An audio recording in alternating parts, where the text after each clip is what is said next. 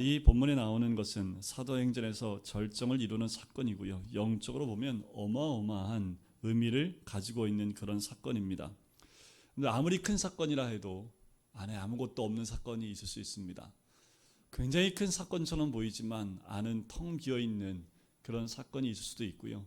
우리 삶 가운데, 역사 가운데 아주 작은 사건인데 세계를 변화시키는, 그리고 나라와 이 사회를 변화시키는 사건들이 있을 수 있지요.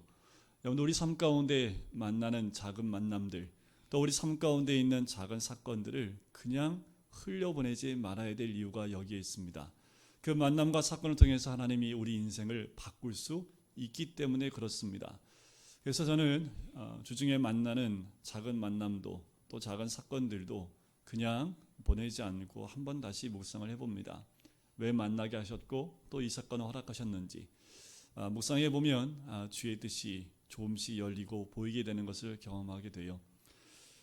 이 사건들 결국 작은 사건이었지만 이 세계를 변화시키는 큰 사건으로 연결이 됩니다. 안디옥 교회에서 선교사를 파송했지요. 두 사람을 파송한 것이 대단하지 않을까 싶을지 모르지만 오순절 성령 사건과 마찬가지로 굉장히 큰 의미를 가지고 있는 사건입니다. 왜냐하면 안디옥 교회가 성령의 음성에 순종해서 두 사람을 보낸 이 사건은요, 세계 선교의 문을 여는 사건이었고 이방 세계에게 복음이 전파되는 공식적인 시작이 오늘 본문 말씀이기 때문에 그렇습니다. 사도행전에 나오는 구조가 있는데요, 어떤 구조가 있냐면 예루살렘 교회가 성령을 받습니다. 성령 받은 예루살렘 교회가 그 복음을 들고 안디옥 교회에 가서 교회를 개척하고 교회를 낳게 되지요. 또 그 안디옥 교회는 선교사를 파송하게 됩니다. 이 과정을 보면 교회의 본질이 나와요. 교회는 교회를 낳아야 됩니다. 그 나아진 교회는 선교사를 파송해서 또 교회를 낳아야 되는 거지요. 교회가 커지는 것보다 더 중요한 것은 교회는 교회를 낳고 그 교회에서 또 교회를 낳는 것, 이것이 사도행전에 나와 있는 교회의 본질입니다. 바나바와 사울은 성령의 음성을 듣고 즉시 인도를 받아서 움직이기 시작하는 것이 오늘 본문의 내용입니다. 4절을 보면 성령의 보내심을 받아 라고 나오지요. 보내심을 받아 실루기아로 내려가서 배를 타고 구브로로 가는 그 장면이 나옵니다. 최초의 선교사의 공식적인 그 활동이 시작되어집니다. 여기에 몇 가지 중요한 원리가 있습니다. 첫 번째는 뭐냐면 선교란 사람이 움직이지만 결국 성령의 음성을 듣고 성령의 보내심을 받아 가는 것이 선교라는 거지요. 이것이 굉장히 중요합니다. 그들이 금식할 때 성령의 음성을 듣지요. 바나바와 사울이 음성을 들었고 동역자들이 음성을 듣습니다. 이 음성을 듣고 이들이 금식하고 기도하며 그것이 맞는지, 하나님의 음성이 맞는지를 확인하는 작업을 바로 들어가지요. 자, 그런데 이 음성을 들은 바나바와 사울이 나는 음성을 들었으니 오늘 바로 가겠다라고 단독적으로 결정하지 않았다라는 겁니다. 선교는 단독적으로 하는 것이 아니라 보냄을 받는 것이기 때문에 함께한 모든 사람들이 함께 기도하고 같은 음성을 듣고 확인할 때까지 기다려줘야 된다라는 겁니다. 이 과정이 굉장히 중요합니다. 시간이 어느 정도 걸릴지 모르지만 이 과정은 굉장히 조심스럽고 중요한 과정이지요. 그들이 모두 금식하고 기도하면서 이 과정들을 확인해 갑니다. 그렇습니다. 이것은 지금 성령님께서 우리에게, 특별히 바나바와 사울에게 선교사로 나가라고 말씀하시는 분명한 메시지임을 이들 모두가 확인하게 되는 거지요. 그래서 4절에 보면 성령의 보내심을 따라 실루기아라는 항구를 거쳐서요, 구브로라는 섬으로 들어가게 됩니다. 그런데 구브로 왜 갔을까요? 여러 지역이 있는데 왜 하필 구브로로 갔을까요? 그들이 결정한 구브로로 가는 방향은 성령이 보내셨기 때문에 간 겁니다. 내가 가고 싶어서 가는 것이 아니라 성령의 보내심을 따라 가는 거지요. 제 동료 목사들 가운데도 선교사로 간 사역자들이 있어요. 선교사로 나갔다는 얘기를 10년 만에 듣고 제가? 이런 놀라움을 주는 목회자들이 있습니다. 쟤는 선교사로 갈 타입이 아니었는데 그런데 선교사로 갔대요. 들어보니까 맞아요. 선교사로 갔어야 돼요. 선교사로 갔을 때 그들의 이제 간증 아닌 간증들을 이제 동료 목회자들한테 들으면 하나같이 다 동일하게 자기가 원하는 곳은 이곳인데 난 지금 여기 와 있습니다. 다 이 얘기하더라고요. 나는 이곳 가고 싶었는데 하나님이 이곳을 보냈어요. 그래서 그곳에서 지금 사역하고 있습니다. 라는 얘기를 듣습니다. 공통점이 뭘까요? 내가 가고 싶은 곳 가는 것이 아니라 성령이 보내시는 곳에 갔다라는 거지요. 바로 이들도 구로에 간 것이 성령의 보내심을 받아서 확인하고 갔다라는 겁니다. 이것이 선교지요. 우리는 선교한다는 시작 그 과정 가운데 성령의 음성에 예민하지 않을 때에 교회에서 여러 가지 문제에 맞닥뜨리게 되는 모습들을 봐요. 우리가 성령의 음성을 들었다고 움직이는 것보다 모두가 함께하여 인정받고 확인하는 작업이 꼭 들어가야 된다라는 겁니다. 깊은 기도가 있어야 되지요. 바나바와 사울은 이 선교지로 떠나기 전에 그 기도를 깊이 하게 됩니다. 안디옥교에 소속되어 있는 성도로서의 모습을 가지고 있었던 이들, 선교사로 나갈 때 모든 교회 성도들이 이들을 인정하지요. 선교사로 보내는 것에 대해서 이 두 사람이 가는 것에 대해서 인정받을 만한 모습이 이들 가운데 있었다라는 겁니다. 굉장히 중요합니다. 때로는 이럴 수 있죠. 선교사로 나간다고 하면 저 사람 선교사로 나가면 안 되는데, 혹여나 이런 분들이 있으면 안 되지요. 선교사로 나가기 전에 이 바나바와 사울의 모습을 보면 어떻습니까? 마음을 다하여 교회를 섬겼습니다. 헌신했고요. 또 말씀을 가르쳤고요. 안디옥 교회에 이 두 사람이 없었다면 교회가 세워지지 않을 만큼 그렇게 헌신하고 봉사했던 사람이 이 바나바와 사울이라는 두 사람입니다. 이들은 성도다운 모습, 그리스도인다운 모습으로 교회를 온전히 섬겼습니다. 성령의 음성이 너는 이제 가라, 가도 된다 라고 했을 때 그들은 이미 준비가 다 되어져 있던 사람입니다. 우리가 꼭 기억해야 될 것은 하나님의 음성 들었기 때문에 그때부터 선교사로 준비되는 것이 아니라 지금이 준비되는 과정입니다. 바나바와 사울이 교회를 섬기며 봉사하는 그 모든 시간들이 선교사로 준비되는 시간들이었다라는 거예요. 교회를 잘 섬기고 봉사하고 헌신하는 모습이 기본이 되어 있는 이들, 하나님이 어디로 보내든지 가서 헌신할 수 있는 그 모습이 되어져 있는 사람들이었다라는 겁니다. 두 번째로 4절과 5절에서 또 재미있는 것이 있습니다. 바나바와 사울이 주님의 명령을 따라 인정받고 출발하는데 여기서 중요한 것은 인정을 받는 거지요. 자, 중요한 것은 모든 교회 지체가 저 사람은 선교사로 나갈 만하다라는 인정을 받을 만한, 하나님께도 인정을 받고 모든 성도들에게도 선교사로 파송되는 것에 대한 인정을 받을 만한 그 사람이어야 된다라는 거지요. 이들이 인정받고 이 두 사람이 떠납니다. 떠나는데 자, 이들이 행동하는데 몇 가지 선교사로 떠나기 전에 우리에게 보여주는 선교사의 행동이 있습니다. 뭐냐면 몇 가지가 있는데 좀 가까운 곳으로 가요. 그리고 익숙한 장소로 가고요. 익숙한 사람들로부터 이 선교가 시작되어지는 것을 봅니다. 처음부터 멀리 가는 것이 아니라 가까운 곳에, 좀 가깝고 익숙한 곳에 갑니다. 자, 이들을 배를 타고 바로 가는 것이 구브로 섬으로 나오지요. 이 구브로 섬은 누구의 고향인지 아십니까? 바나바의 고향입니다. 사도행전 4장 36절에 보면 구브로에서 나는 레위족으로 이 바나바를 소개를 해요. 그러니까 하나님이 어디로 보내요? 첫 번째로 잘 알고 있는 그 땅인 구브로 땅으로 이들을 보내요. 두 번째로 구브로 섬에 살람이라는 항구에 도착합니다. 그들이 도착하자마자 간 곳이 어디라고 나옵니까? 자, 5절을 한번 보세요. 살람에 이르러 하나님 말씀을 유대인의 여러 어디서 전할세? 회당에서 전할세라고 얘기하지요. 회당은 어떤 곳일까요? 이 두 사람이 참 많이 익숙한 곳이 되겠지요. 항상 있었던 곳, 회당, 어디 가나 있는 그 회당이지요. 그 익숙한 장소를 따라서 복음을 전하러 갔던 것을 볼 수 있습니다. 또 세 번째는 그들이 함께 데려간 사람이 5절 끝에 나옵니다. 누굴 데려가요? 요한을 수행원으로 두었다라고 얘기하지요. 여기에 요한은 마가복음을 쓴 마가 요한을 의미합니다. 골로새서 4장 10절에 보면 이 마가 요한은 바나바의 조카로 나와요. 생질로 나오지요. 그러니까 이 바나바와 마가 요한은 굉장히 가까운 사이였다는 것을 또 알 수 있습니다. 제가 신대원에서 성교학 개론을 배울 때 이 한 교수님이 한 일화를 알려주셨어요. 왜 가까운 곳에 또 익숙한 곳부터 시작을 해야 되는지. 한 여자 선교사님인데 외국 이 분들인데 한 지역에 선교사로 나갔어요. 선교사 나가서 할 게 뭐 있습니까? 살아야 되잖아요. 말도 안 통하니까. 근데 그 땅에 그 마을에 레몬이 엄청 많더래요. 근데 사람들이 안 떠먹는 거예요. 레몬이 참 좋잖아요, 그죠? 갈아 먹고 바르기도 하고 얼마나 저희 피부에 좋고 건강에 좋으니까 이분들이 맨날 나가서 아무도 안 따먹으니까 레몬을 쌓아놓고 매일 먹었다는 거예요. 근데 그 다음부터 그 지역에 있는 사람들이 이 두 여자 선교사님들을 이상하게 보기 시작을 합니다. 그리고 가까이 하지 않는 거예요. 이유가 뭘까? 전혀 몰랐다는 거지요.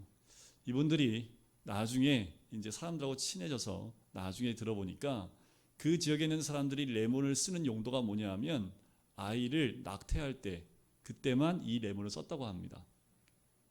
그러니 밤마다 이 레몬을 먹었으니 이 지역 사람들이 이 여자 선교사님들을 뭐라고 봤을 거예요. 얼마나 큰 오해를 했겠습니까?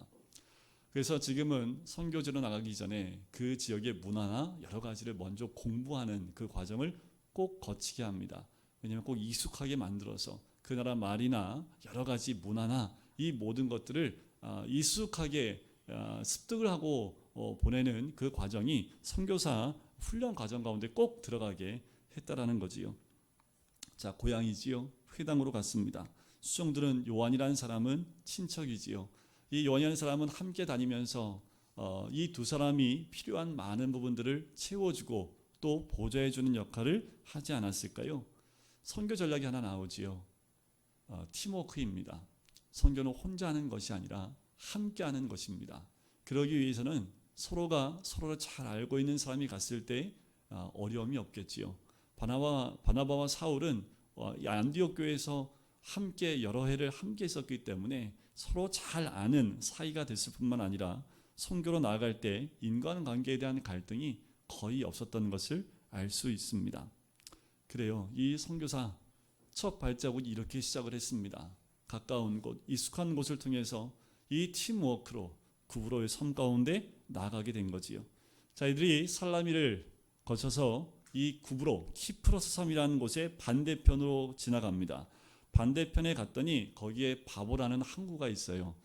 원어에 보면 파포스라고 합니다. 근데 한국말로는 바보. 외우기 참 편하지요. 그런데 좀 유식한 척 하려면 파포스. 좀 듣기에도 좀 괜찮지 않습니까? 그죠? 파포스. 바보라는 곳으로 갑니다. 자, 6절에 보니까 섬 가운데로 지나 바보에 이르러 거기에 바예수라 하는 유대인 거짓 선지자 마술사를 만납니다. 여러분들 이제 선교지에 가면요 사람들을 만나겠지요. 여러 가지 사건들을 부딪히게 됩니다. 오늘 이 본문에 나와 있는 이 파포스 바보에서 겪는 사건이요 선교사로 나간 사람들이 그 선교지에서 겪는 그 모델로서의 모습이 그대로 드러납니다. 자, 첫 번째 만난 사람이 누구였을까요? 무당을 만나지요. 그죠? 여기에 보면 마술사라고 나옵니다. 어느 지역을 가든지 그 지역의 토속 신앙을 만날 수밖에 없습니다. 그 지역의 전통적인 종교를 만날 수밖에 없어요. 그 지역을 지배하고 있는 귀신들의 세계를 접촉할 수밖에 없습니다. 여러분, 이번 10월은 우리 모두가 선교사입니다. 누구한테 선교사예요? 대신자들한테 선교사지요. 선교사는 다른 나라 가는 게 선교사가 아니라요. 주의 복음을 들고 나가는 사람은 다 선교사, 전도자라고 얘기를 하는 겁니다. 자, 그러면 오늘 이 나타나는 증상들, 또 이 지역에서 이 바울, 그러니까 바나바와 사울이 겪게 된 이 모습들을 통해서 여러분들이 태신자들과 만났을 때 겪게 될 것을 미리 한번 짐작해 보시면 좋을 것 같아요. 자, 먼저 만나게 되면 뭘 부딪히게 된다고요? 그를 붙들고 있는 토속신앙이나 귀신의 세계를 접촉하게 됩니다. 자, 6절에 보듯 만났던 그 사람이 누구예요? 바예수라는 거짓 선지자입니다. 마술사지요. 속임을 하는 그 사람입니다.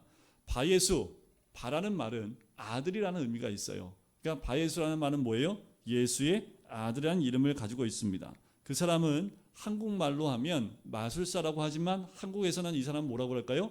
무당이란 무당. 선교제 가면 이런 사람들을 꼭 만나게 되지요. 한국 땅에도 마찬가지입니다. 그런데 우리나라 종교가 뭡니까? 기독교가 들어오기 전에 이 땅에 무슨 종교가 있었던가요? 원래 우리나라 땅 가운데 있었던 전통적인 종교가 뭘까요? 여러분들 아십니까? 지금 우리가 알고 있는 종교는요, 우리나라에서 생긴 게 하나도 없습니다. 다 외국에서 들어온 거죠. 불교도 뭐 우리 땅에 생긴 거 아니잖아요, 그죠? 유교도 마찬가지입니다.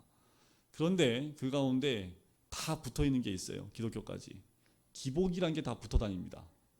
토속신앙이에요. 어디 가나 복비는, 정한 수도 놓고 복비는, 뭐 이런 것들이 우리나라에 있기 때문에 항상 종교가 들어오면 이 토속신앙과 부딪혀서 기복적인 신앙으로 바뀌어버리는 그 종교, 또 우리나라를 볼 수 있습니다. 또 두 번째 만나는 건 뭐냐 하면, 태신자들 가운데도 이런 분들 만날 수 있어요. 예수님에 대해서 알고 싶은 사람들이 분명히 있습니다.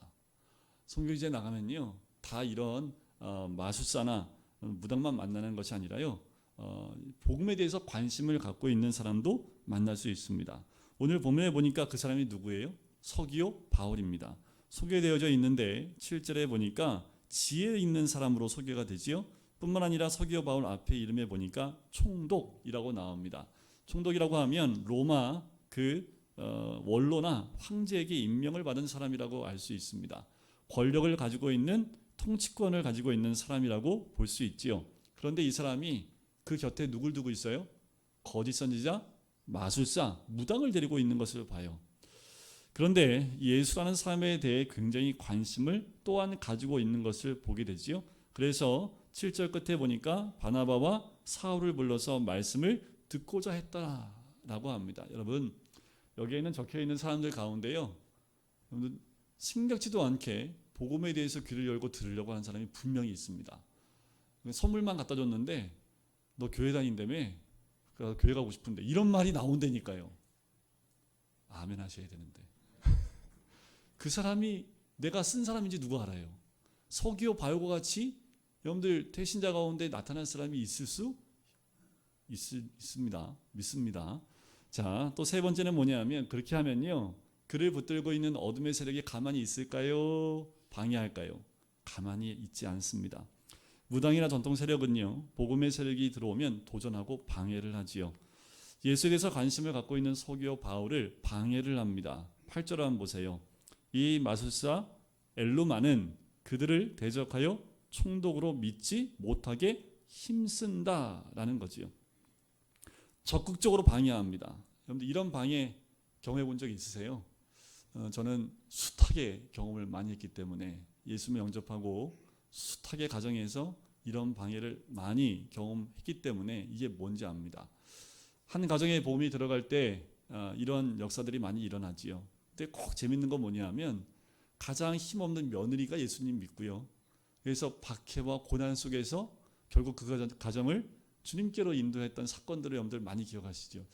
이게 그 가정의 제일 어른인 아버지가 예수님 믿으면 그냥 모든 게 평정이 되는데, 참 재미있는 얘기들은 거의 며느리들이 고난 가운데 그 시아버지를 구원하는 그 사건들을 많이 우리가 듣게 되지요. 그 가운데 겪게 되는 어려움들 참 많지요.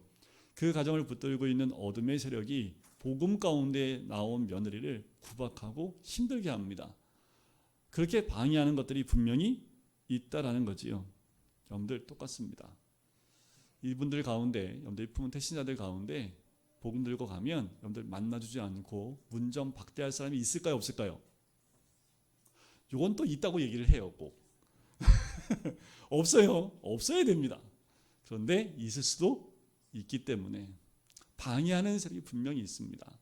그것은 그 사람이 아니라 그 안에 있는 어둠이 그로 하여금 복음에 나오지 못하게 한다는 거지요. 오늘 우리 교회에 나오는 초등학교 1학년짜리 여자애가 한 명 있어요. 오늘 이제 데리러 갔더니 그 이제 사촌 오빠들이 왔나 봐요. 그랬더니 교회를 나가지 못하게 했대요. 이유가 뭐냐면, 야, 너는 집에 아버지가 있는데 왜 하나님 아버지 만나러 교회 가냐? 가지 마. 그래서 못 나가게 했대요. 그러니까 그 오빠들이 아마 어린애들이겠죠. 얘는 초등학교 1학년 여자애니까. 그러니까 여자애도 그런가 보다 하고 오늘 교회 안 나온 거예요. 그러니까 어떻게든 교회 나오지 못하게 하는 이야기들이 우리들 주변에 있을 수 있다라는 겁니다. 복음이 사회에 들어오고 국가에 들어올 때 이런 방해들은 분명히 있지요. 그래서 이 땅 가운데에도 많은 순교자가 나온 거 아닙니까? 자, 이런 현상들이 일어날 때 바나바와 사울이 어떻게 대처했는지를 볼까요? 참 중요합니다. 여러분들이 태신자들에게 나갈 때 이런 반응들이 나올 때 우리가 어떻게 대처해야 될지 9절과 10절 한번 같이 읽어볼까요? 같이 읽겠습니다. 시작. 바울이라고 하는 사울이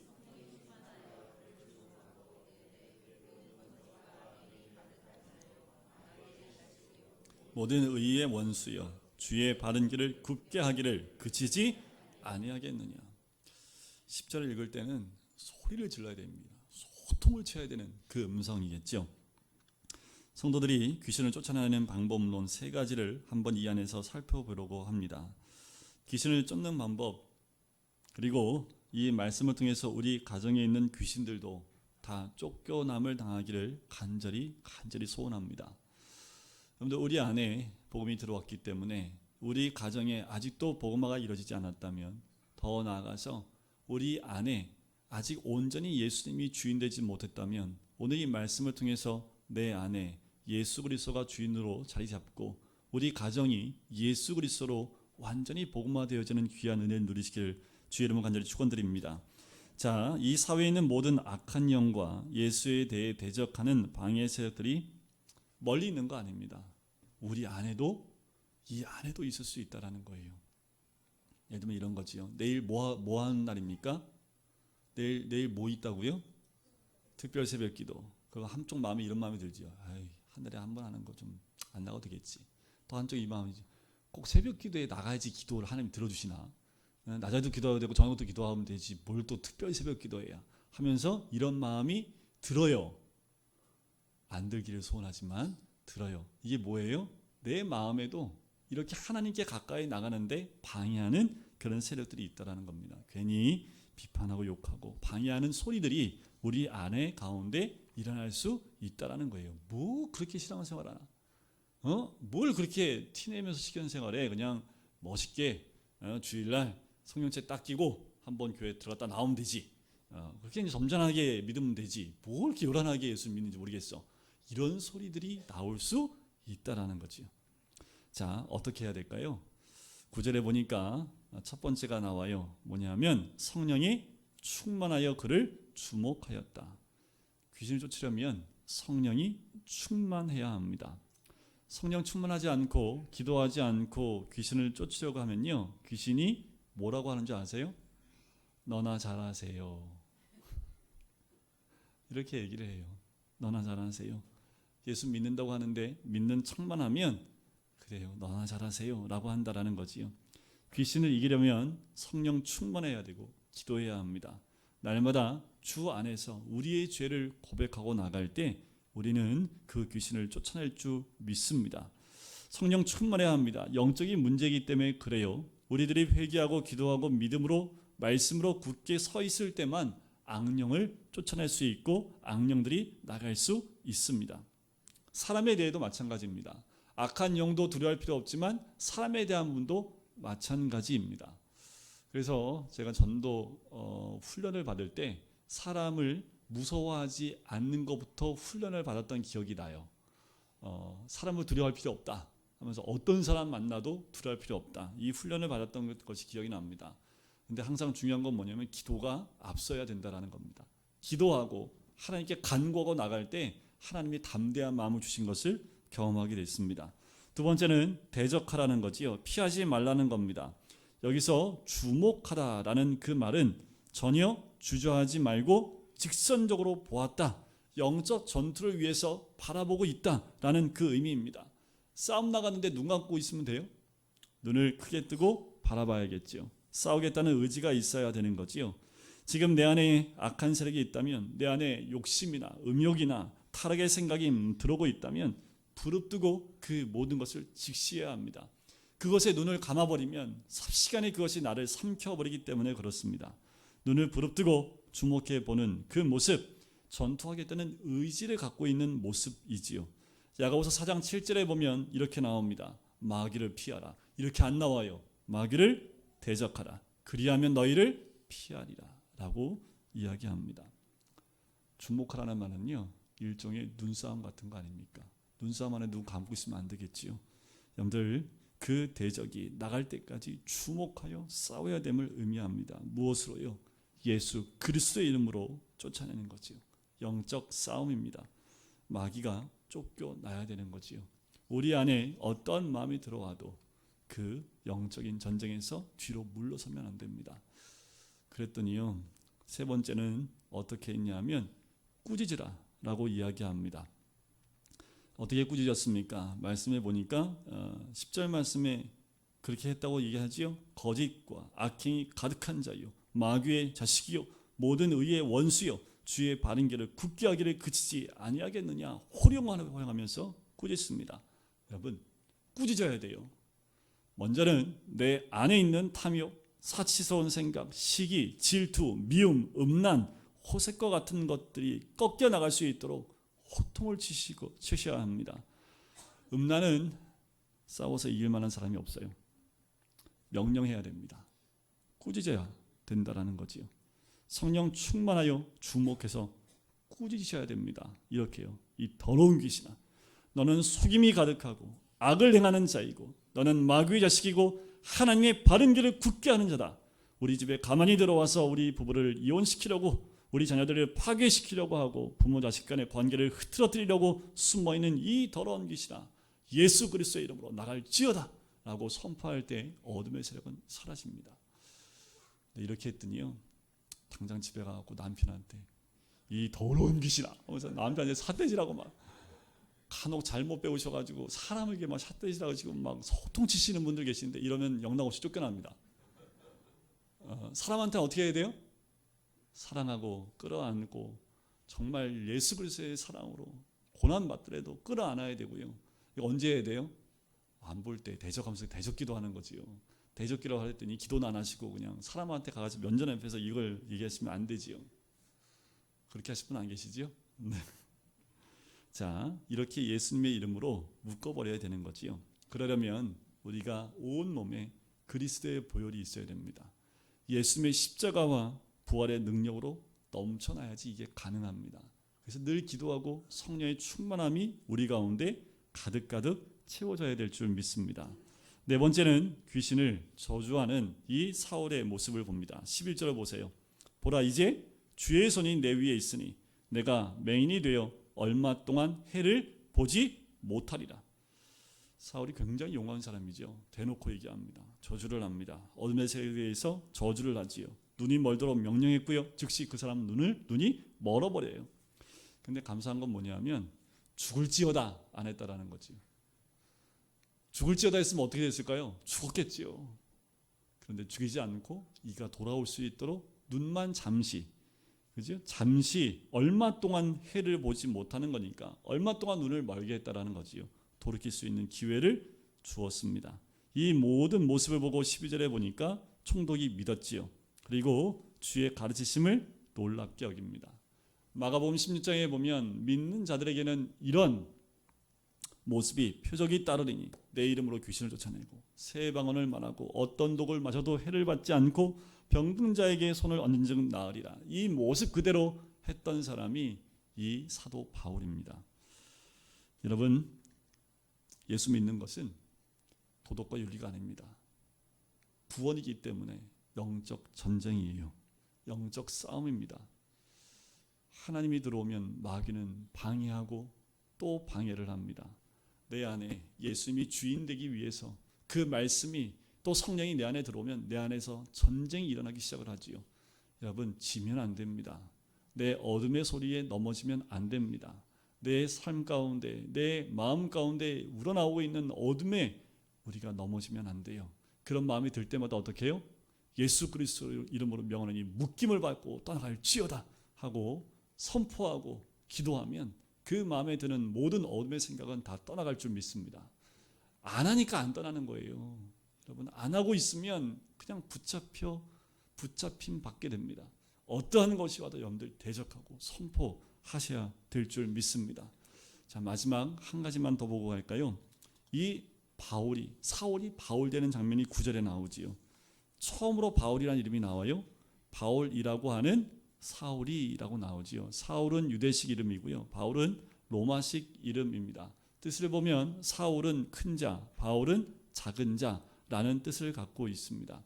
그런데 사도 바울이 사역 가운데 늘 입에 달고 있었던 자기의 표현이 있습니다.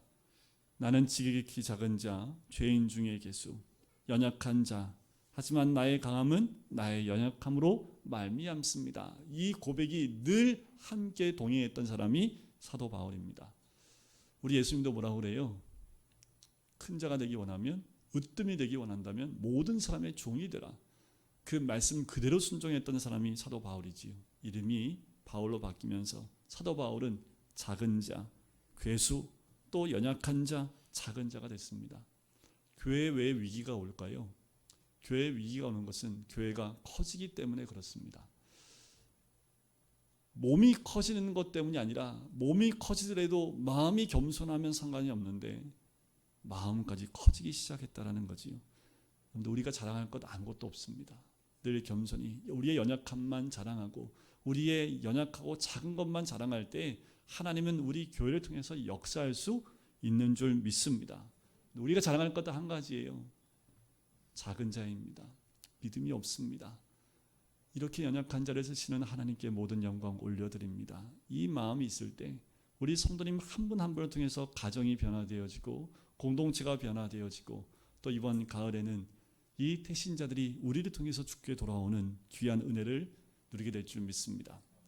이번 한 주간은요, 예수 그리스도의 이름으로 어둠을 다 묶어버리는 이 한 주가 되시기를 간절히 소원합니다.